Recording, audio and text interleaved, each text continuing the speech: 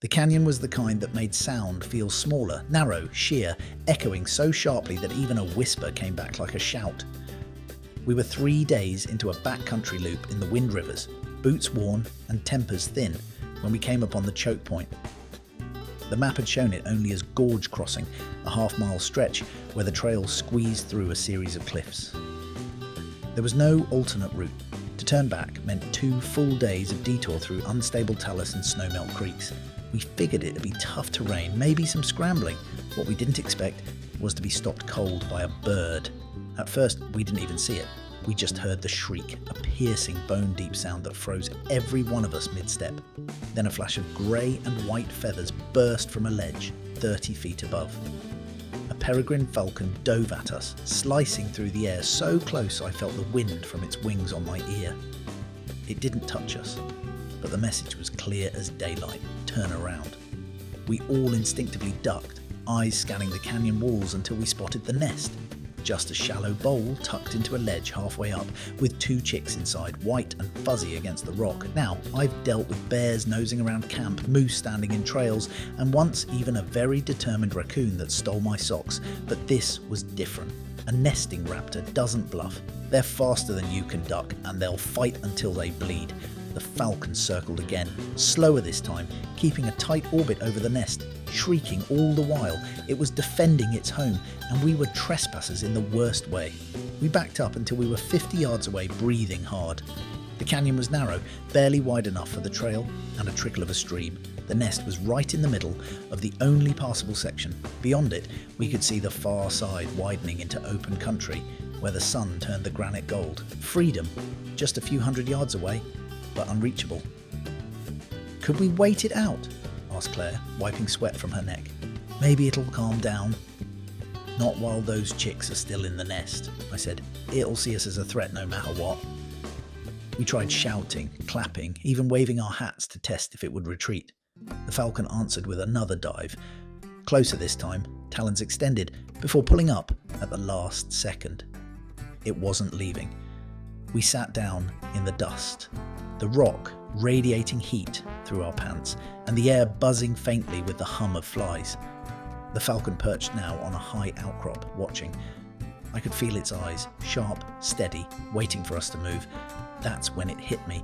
We weren't going to win this with force or noise. The canyon belonged to that bird, at least for now. If we wanted through, we'd have to find a way to convince it we weren't a threat. We huddled in the sliver of shade beside the canyon wall, heat pressing down like a hand on our backs. No breeze, no escape. Just the steady hiss of wind funneling through stone and the falcon's cries echoing off every surface. It was unnerving, that sound. Not angry exactly, protective, deliberate, and utterly certain of its claim. I'd heard that tone before, though never from a bird.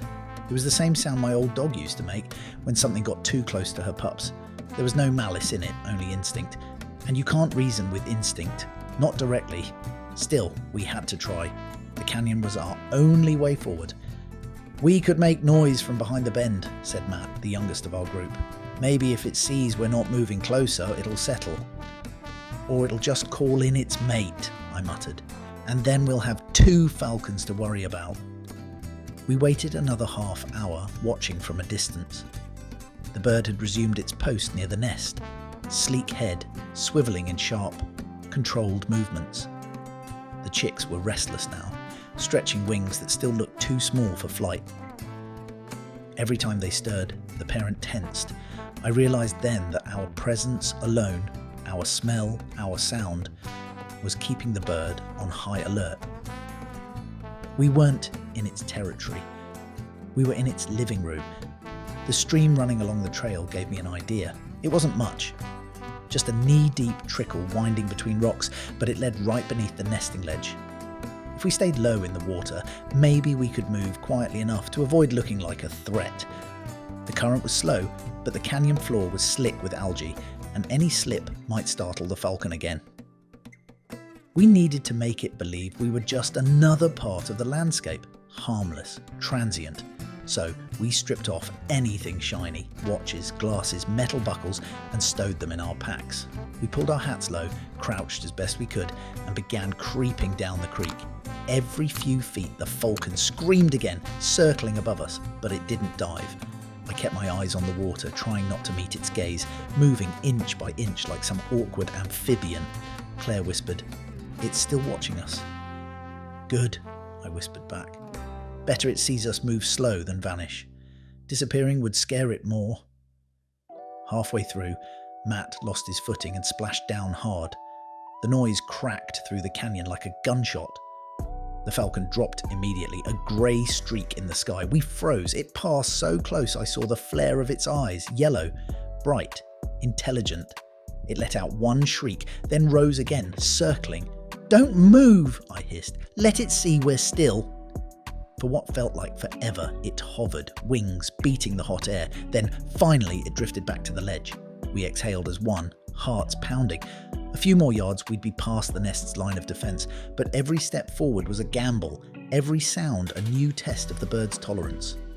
When we finally reached the midpoint of the gorge, I looked up, right into the eyes of the eel. Falcon perched, now in perfect stillness. We had one chance to prove we weren't enemies. I raised my hand slowly, palm open, not waving, just showing it. "We're passing through," I whispered. "That's all." The wind carried no reply, but the bird didn't move. It simply watched, the canyon utterly still around us. We took that moment of stillness like a gift. The Falcon's wings folded tight, its gaze steady as a sentry's. I motioned for the others to move, slowly, carefully. Claire went first, her boots barely breaking the surface of the stream. Matt followed, keeping low, his pack hugged to his chest.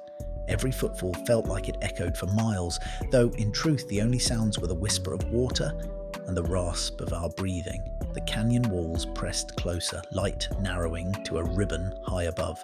The Falcon stayed perched for a minute, maybe two, then launched again, but this time not in attack.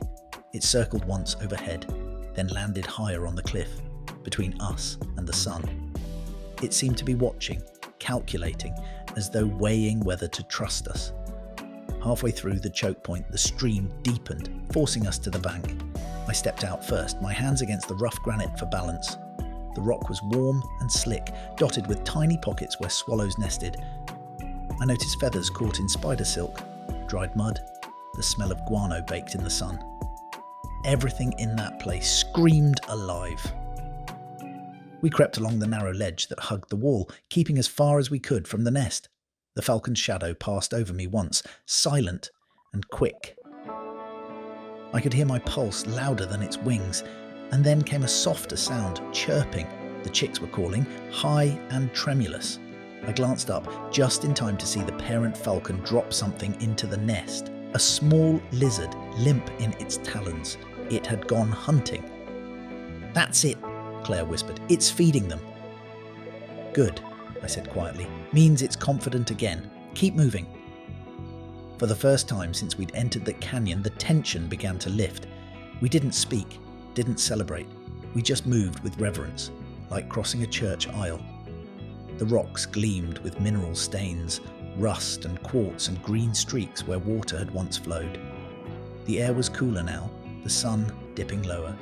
Behind us, the Falcon stayed with its nest, ignoring us at last. We stopped only once, at a bend where the canyon began to open. Ahead lay a field of boulders and scrub pine, our escape. I looked back to the ledge, the pale shape of the bird barely visible in the shadows. Part of me wanted to linger, to offer some thanks, but words felt clumsy in a place like that. Matt broke the silence. "Think it understood we weren't here to hurt it?" I nodded slowly.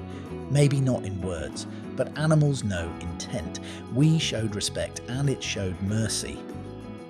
We climbed out of the gorge just as the sun slipped behind the rim. The air smelled of juniper and warm dust, and a light breeze finally moved through, cool and forgiving. When we looked back one last time, the Falcon was a distant silhouette against the sky, wings stretched wide, riding the wind above its canyon home. No one spoke for a while. We just stood there, letting the quiet settle, knowing we'd walked a line between intrusion and understanding, and somehow managed not to tip either way.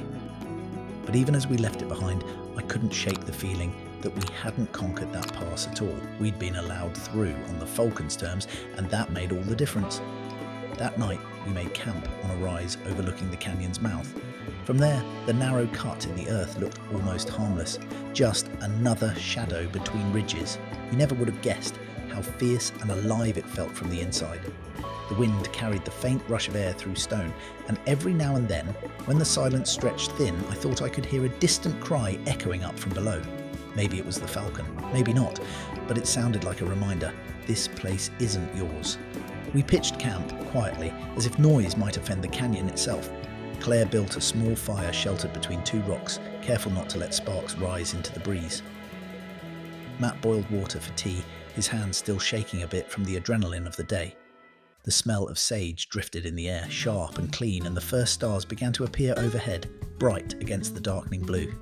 "Never seen you that still before," I said, half smiling at Matt. "Usually you can't sit 5 minutes without fiddling with something." He let out a shaky laugh. "I didn't dare move. Thought that thing was gonna claw my head off." Claire handed him a cup. "You did fine, we all did. I've read about peregrines nesting on cliffs, but seeing one that close, it's something else." We sat in silence for a while after that, listening to the fire crackle and the coyotes begin to call from far off in the scrub. The canyon below was already swallowed in shadow, but the moonlight caught the edges of the rock, turning them silver. It was beautiful in a raw, untamed way. I found myself thinking about how easily we could have made things worse. A raised voice, a thrown rock, a careless step. Any of it could have set that bird off beyond control, but patience had carried us through. Not courage, not strength, just a willingness to yield. That lesson lingered with me, warm as the firelight. Later, as we settled into our sleeping bags, the night sounds deepened. The fire burned low, and the air cooled until our breath hung in faint clouds. I lay awake for a long time, watching the embers glow like tiny stars. Somewhere in the darkness, a wingbeat echoed, a single, smooth pulse of air. I smiled.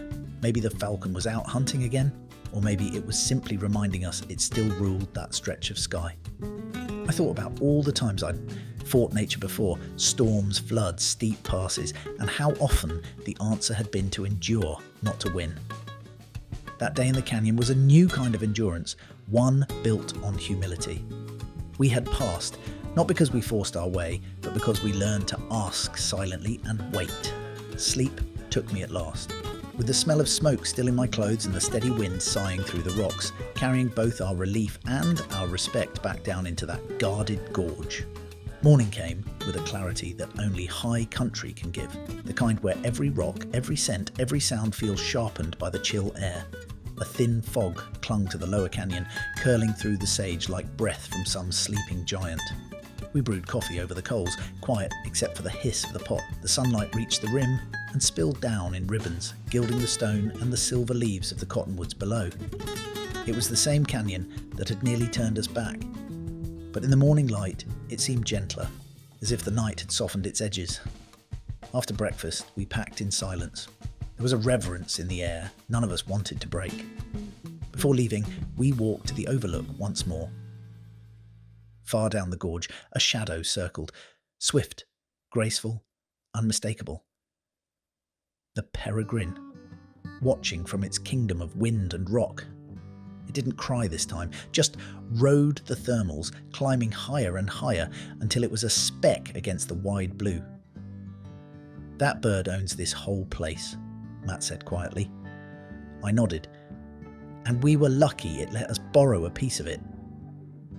We shouldered our packs and started north, following a ridge that led toward the lakes. The trail wound through pinyon and juniper, the smell of resin rising in the warming air. Every so often I glanced back, half expecting to see the Falcon still circling behind us, a silent escort making sure we kept our word to move on. By midday, we'd reached open country again. Grass whispered under the wind, marmots called from boulders, and the tension that had gripped us since yesterday finally began to ease. We laughed more easily, found our rhythm again, and even Matt started whistling. softly so as not to tempt fate. But something in that canyon stayed with me long after. The way the Falcon had stared us down, fearless and unyielding, made me realise how small we are out here. Not weak exactly, just temporary. The wilderness doesn't measure time the way we do. A nest, a canyon, a stretch of sky, they belong to themselves, and we pass through as guests, not conquerors. That night, far beyond the canyon, we camped by a mountain lake so still it mirrored the stars. As the fire burned low, I found myself telling the story of our crossing again, not as an ordeal, but as a kind of lesson. How sometimes the path forward isn't about force or speed, but about listening to the land, to the wind, even to a bird defending its young. When I finished, no one spoke. The fire popped once, sending a spark spinning upward, vanishing into the dark. Claire finally said, "I'll never look at a bird's cry the same way again." I smiled, gazing out over the water where the reflection of the moon shimmered like silver glass. "Good," I said, "means it worked. The wild teaches best when we earn the right to listen." And somewhere beyond the ridges, carried faintly on the night air, I could have sworn I heard the falcon's call, distant, fierce and free.